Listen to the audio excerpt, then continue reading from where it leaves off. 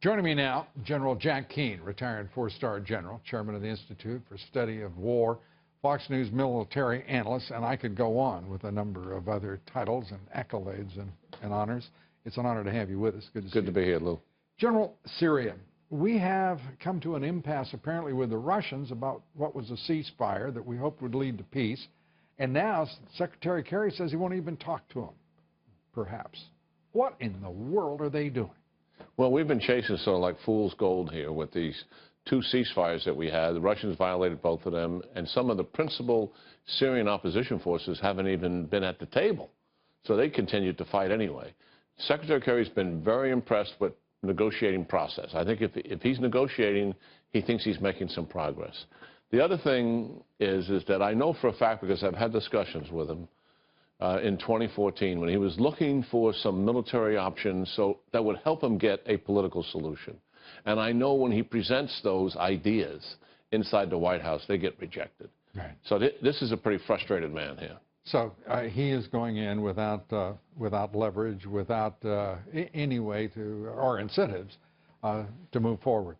And just for the Secretary's benefit, again, if I can quote you in an aphorism, Jack Keane, Mr. Secretary, says that process does not equal progress. Is that fair? That's fair. Well said, Lou.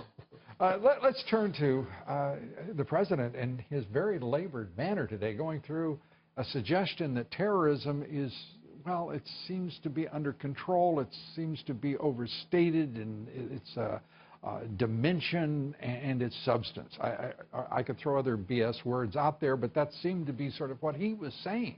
Yeah, we've had 8 years of the president minimizing what is taking place with terrorism in the world and exaggerating our own progress against it. Some facts are astounding.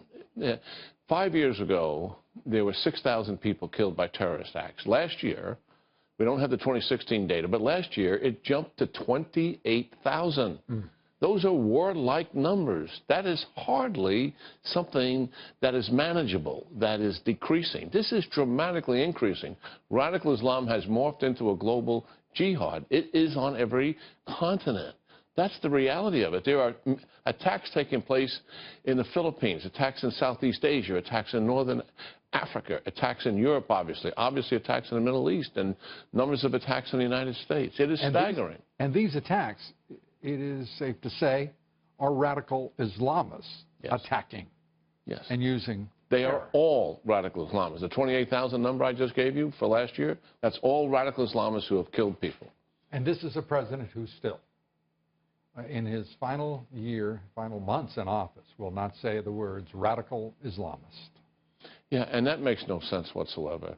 When the fact is that the radical Islamist is a religious and political ideology. It is based on writings in the Quran and in the Hadith, which are writings of the Prophet Muhammad. When he says it is a perversion to use it, that's what they're doing to the religion, what they interpret is different than what so-called mainstream Muslims interpret. But it is based on religion. And that is the ideology that they're following. And when we don't identify them, then we generalize all Muslims. That makes no sense. Separate the radicals from the rest of the Muslims. The president achieving the inverse of precisely what he purports to want. General Jack Keane, always great to see you. Thank you. Yeah, good seeing you, Lou. Appreciate it.